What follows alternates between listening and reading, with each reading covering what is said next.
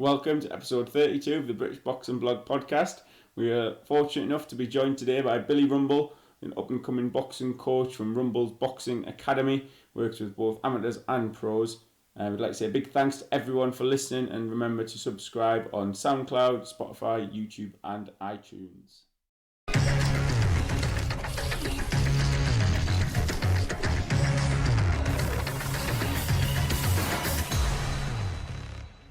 Right, Billy. For anyone that doesn't know you and isn't familiar with you, especially for our northern type of followers, just tell us a bit about yourself, Bill, and your boxing background and your family's background, how you involved with the sport.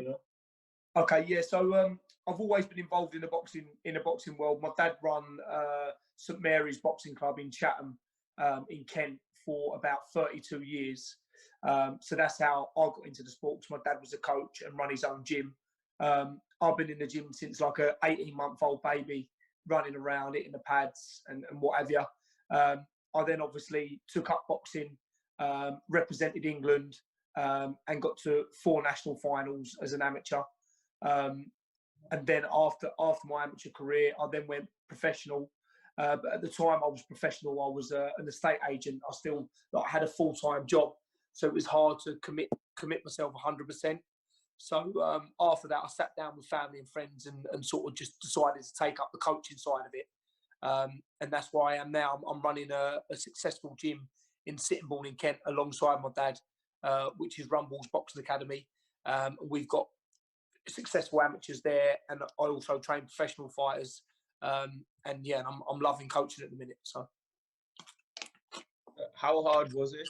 Obviously, you've mentioned other commitments and things, but how hard was it for you to hang up the gloves? And because for those who don't know, was it 2 pro fights? Yeah, so it was hard because obviously boxing was my life and it's all I've ever known. But if you can't give 100% to the sport in terms of commitment, it's a tough sport. So I had to make the right decision, which was right for me and my family. Because otherwise you can't play boxing. It's a true saying. So, but it was a very tough decision. Do you know what I mean? I still think now, can I put the gloves back on? Shall I give it one more try? But no, the gloves are hung up for good now. But it was very tough. I think your true calling in the sport is the coaching side of it, because we follow you on Instagram and we see the effort you put in with the lads, and you basically live in that gym. Do you know what I mean? And do you think that's maybe where? You had a very successful amateur career and stuff, but do you think that's where your true sort of true place is in boxing? Yeah, that's where I see my future lying. I love it. There's nothing better than putting the work into the kids, the pros, whoever they are, and then seeing it all pay off. Especially when they're listening to instructions and you're setting a game plan out, and they go out there and do it and get the win.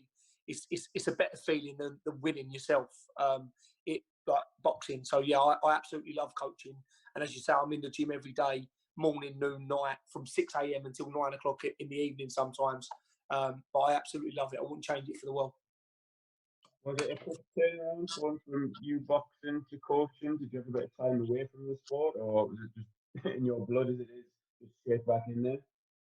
Yeah, no, it's in the blood. Do you know what I mean? I've never, to be honest with you, even when I've had a rest in boxing, I've never been out of the gym. Do you know what I mean? It's in my blood. Like I say, I don't know anything else. Boxing's part. It's been my dad's, like my granddad. My dad's dad was a boxer. My brother was a boxer.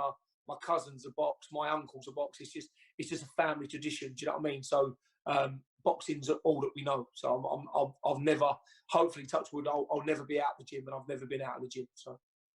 Really, I'm gonna test your memory here, right? Do you remember where you met us two? I don't. No, I don't. To be honest with you, I don't. Go on, tell me. We just had to look in there and make sure. Remind me. Before we started British Boxing Blog, right? Me and him, and me and Andrew, were down in Manchester for Anthony Crolla and Darlise Perez 1, and you were sitting next to us, right? You were there, and we thought, when you sit down, we're 2 northern lads, and you get the old blazer on, and we thought, oh God, who's this guy sat next to here? And then, right, we sat all night, you with your phone, and we were just chatting off, and you just knew every boxer on the card. We thought, where can that? you knew everything about everyone, and insight and that. We thought, you know, it just shows never judge a book just because we thought, oh, this Essex. I remember now. I think I went up there. That night to watch Charlie Edwards. I went to see Charlie Edwards that night. He was just starting out in his pro career. I remember now.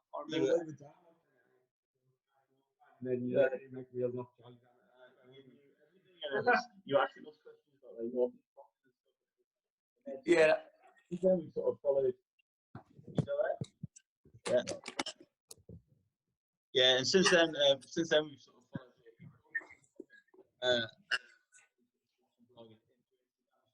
And like obviously Martin McDonough here, like that journey like via your Instagram from when he was like a kid starting amateur. Now he's a professional boxer. Do you know what I mean? He's that sort of journey. It must be quite special for you to be involved with Martin as well. Yeah, like me and Martin's got a very good relationship. Like I started training him about 5.5 years ago, and before he come with me, he was just sort of like he was a good boxer, but he'd never won anything. Do you know what I mean? Yeah. He was always just getting edged out. I took him on. He went on to win 3 national titles with me. He won a 3 nation title, and then he went on to box Luke McCormack in the senior ABA final. And you'll know Luke very well because he's from your neck of the woods. And at the time when he boxed Luke, he was world number 5. So it was great to be in there with someone like that. And Luke's a great kid, and his brother Pat is very good. But me and Martin, the thing is with Martin, like with like all my fighters, I have very good relationships with him. But he's never, he's always in the gym. He'll always do what I tell him to do. He lives the life outside of the gym as well as in the gym. He's running, he does his strength conditioning, his diet's always good, and he's just a credit to train. Do you know what I mean? So we're mates, but in the gym, we haven't got that relationship. He's not my friend in the gym. He's my boxer, but outside the gym, we've got a very, very unique relationship. Do you know what I mean? So it works. It works well. And he's still such a young lad as well, isn't he? Do you know what? He's 24, but he looks a lot younger, doesn't he? Yeah, he went and sparred Nicky Conlon the other day, and Adam Booth was like, how old are you? And they thought he was about 18, 19. But he is actually 24, but he looks a lot younger than what he is. He had a area as well, didn't he? Was that last year? Was that the year before? Didn't he play for some area? Martin, did he miss out on that or not? Sorry, you broke up there. What?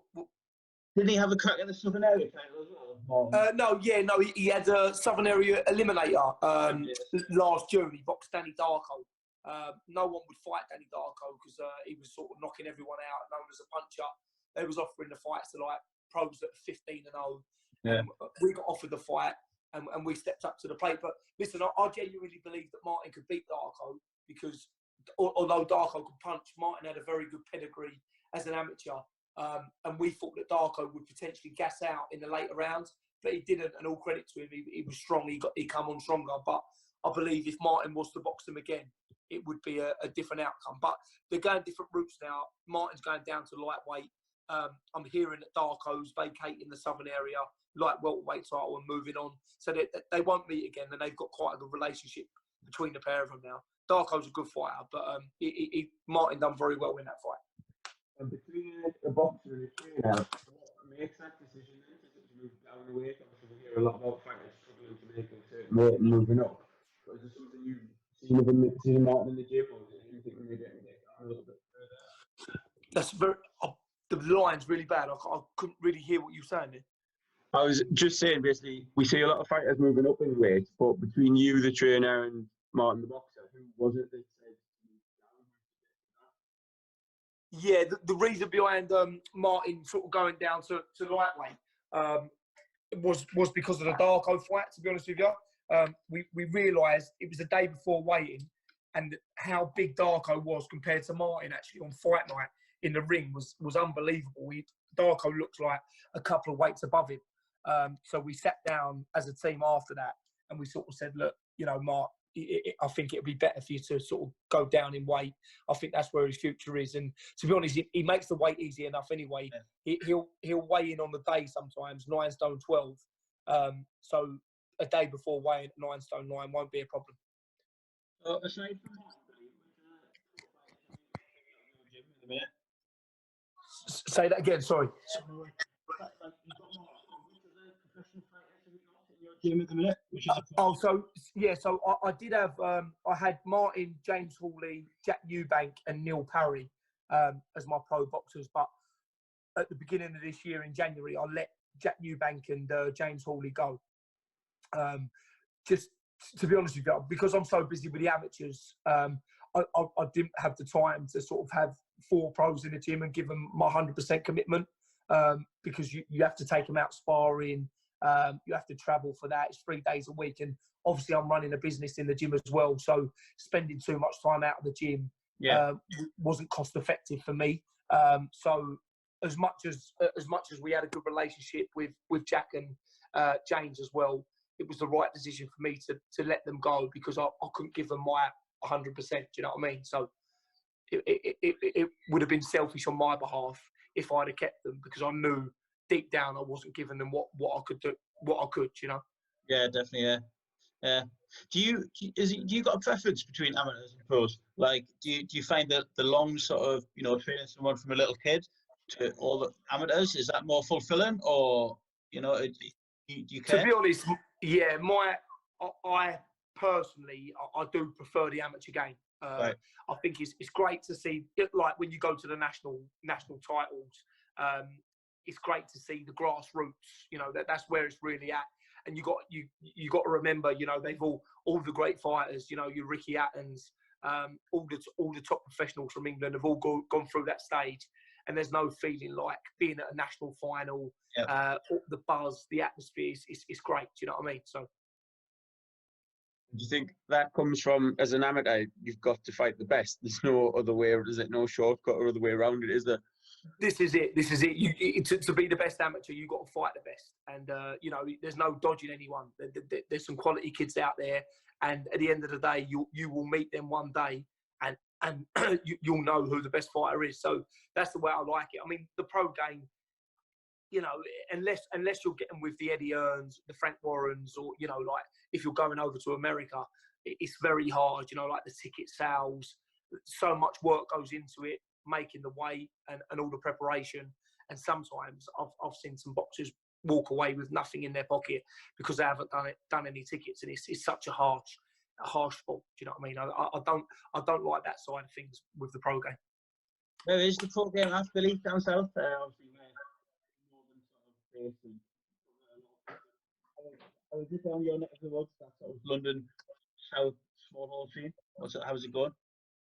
Yeah, it's going well. I think, don't get me wrong, there's some good fighters and there's some good small hall promoters as well. I mean, if you can sell a ticket, it's great. I mean, when I was a pro, on my pro debut, I did 320 tickets on my debut. And on my second fight, I've done 270. And there's some good ticket sellers out there still.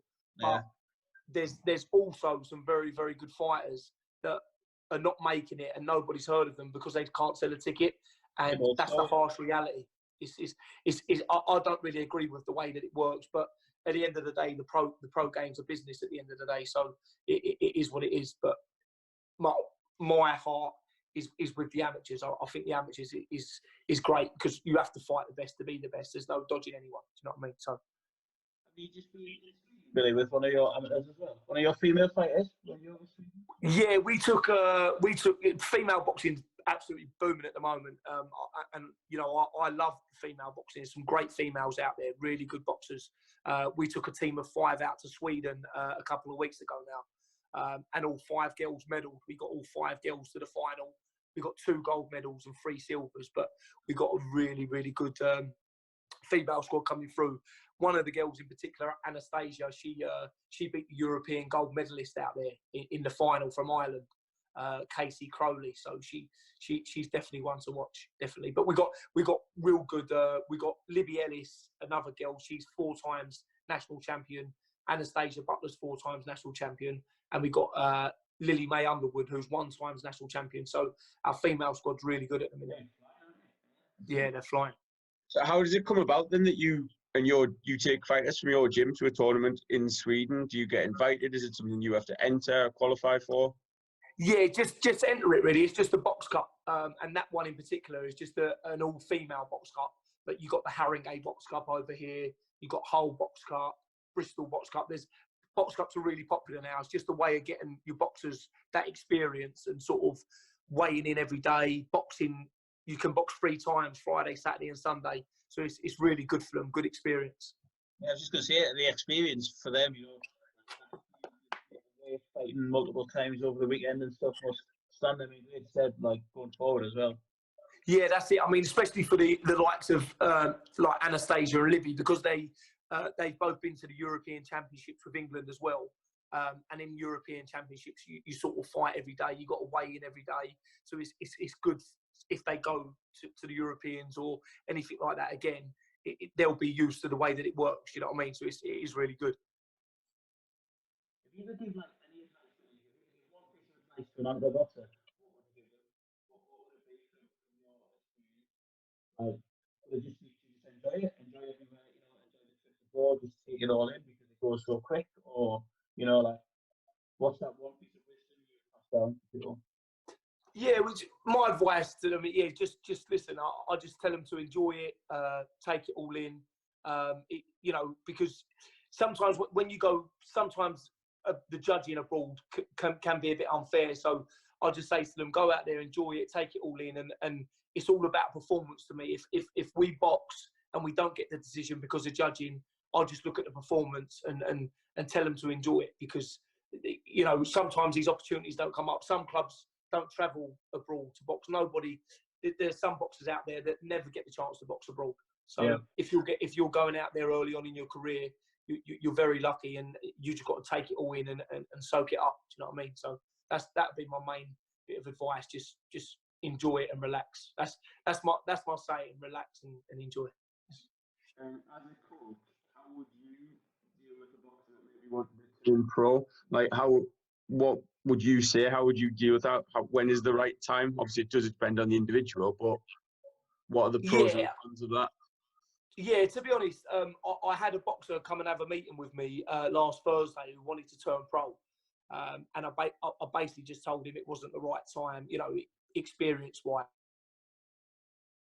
But you say, it's down to the individual. Some mature quicker than others. Some are more suited to the pro game. I just think that that's a tough question, to be honest, because I've got an 18-year-old boy in the gym now who's like a 25-year-old man with his punching power and heart and stuff like that, who's ready to go pro. But then normally I would advise people not to turn pro till about 21 until they're fully mature. But yeah, it's a tough one. It's down to the individual, really. I mean, with Martin, it was a case of building a bit of strength up, getting him fully mature before he turned pro. But then some people are more mature than others. So it is down to the individual. It's a tough question. But ideally, I think that you should have a national title behind you or something like that before you turn pro, and a good bit of amateur pedigree, in my opinion. Good answer.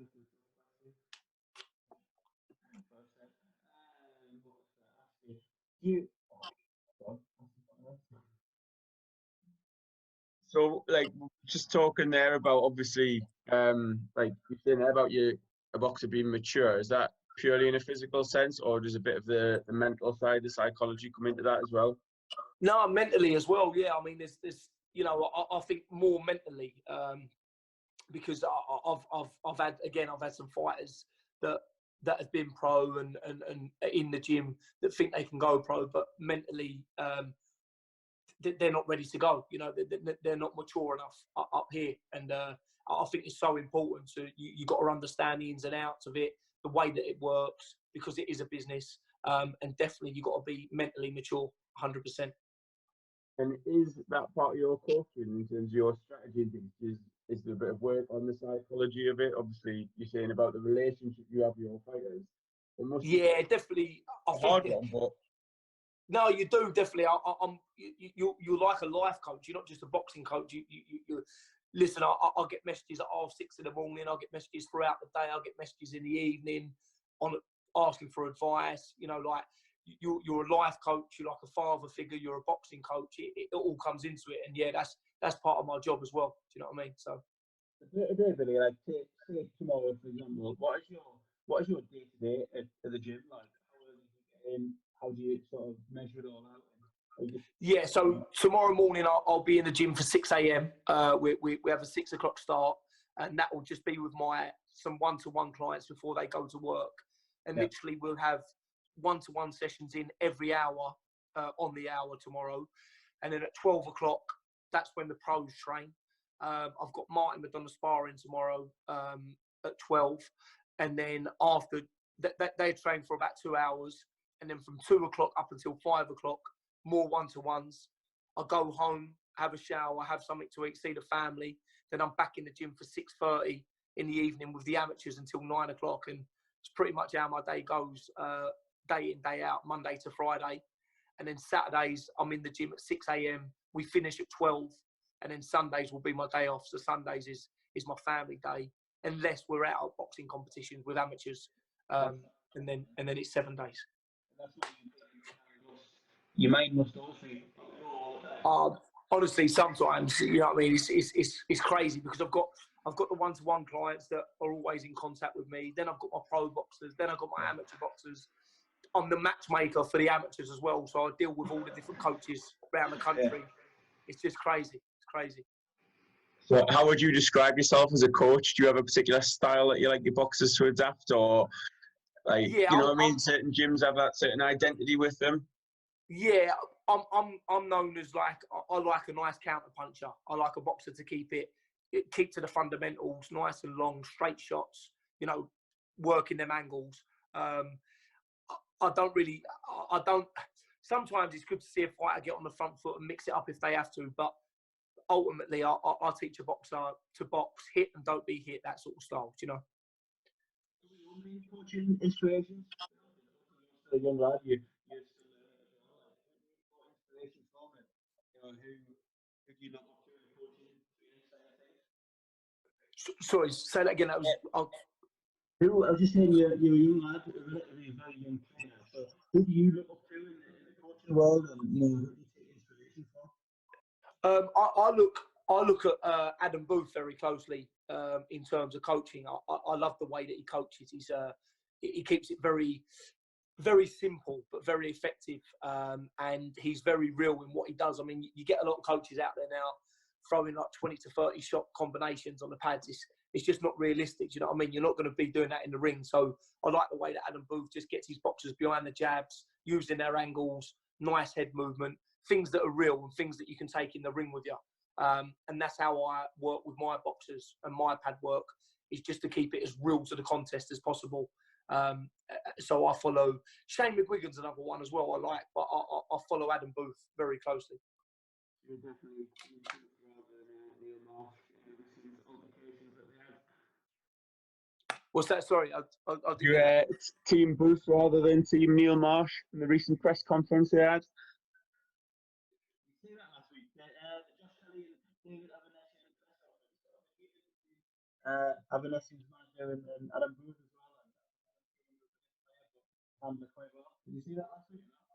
Yeah, I did see that. Yeah, I know Josh quite well through the amateur team, and I'm looking forward to that fight. Fair play to him for taking the Avanesian fight because he's a tough cookie, that Avanesian. But obviously, Josh is world class, great fighter, and I'm sure he'll come through that. But that's a fight I'm really looking forward to, that one. Any thoughts on Wilder Fury 2? Looking forward to it. Yeah, do you know what? I'd love to see Fury do it, but I'm sticking with what I've said, and I'm going for a Wilder KO from anywhere from 9 to 12. I think.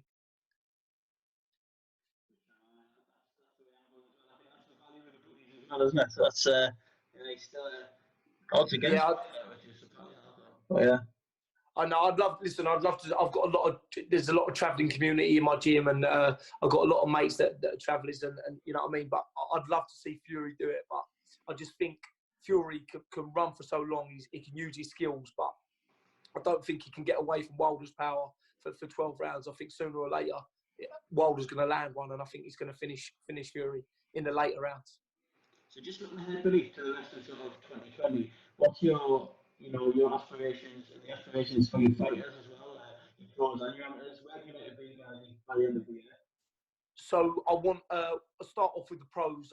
Yeah. I'd like to get Martin Madonna a Southern Area title this year, which I think is very doable. We're in talks now. He's got a fight coming up on the 7th of March, which is a 6-rounder. Is that the MTK show? That's an MTK show, yeah, in Brentwood. And then after that, I think we could be pushing on for a Southern Area title round about May, June time. And with the amateurs, like I say, I just want to get. I'll be happy with about 6 or 7 national champions this year. Currently, we're sitting on 3. By the time the year's out, if I've got 6 national champions this year for the amateurs, I'll be happy. Sounds quite a lot. Yeah. That's ambitious, but impressive, isn't it? Yeah. It's,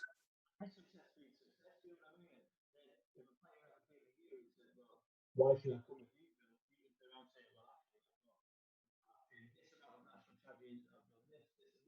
You know what I mean? It puts you in the shop window, and it puts you in a good reputation. You know. Of course, yeah, no, of course it does. Like it's good, and it is ambitious. But I know with the quality that we got in the gym, we can do that quite comfortably. I'd like to see a couple of my boxers win the national titles and go on to fight for England again this year. I'd like to see Libby, Anastasia, and Lily May, the 3 girls in the nationals, all win that and potentially go to the Europeans and represent England. And then we got in the schoolboy championships, we got unbelievable talent with the little, like from 12 up to 14-year-olds. We got a real good squad going into that as well. So I'm expecting a few national champions out of that. We'll have to try and get ourselves down south for a bit of a. Listen, I'd love you to come down and see the gym. It'd be lovely. You know what I mean?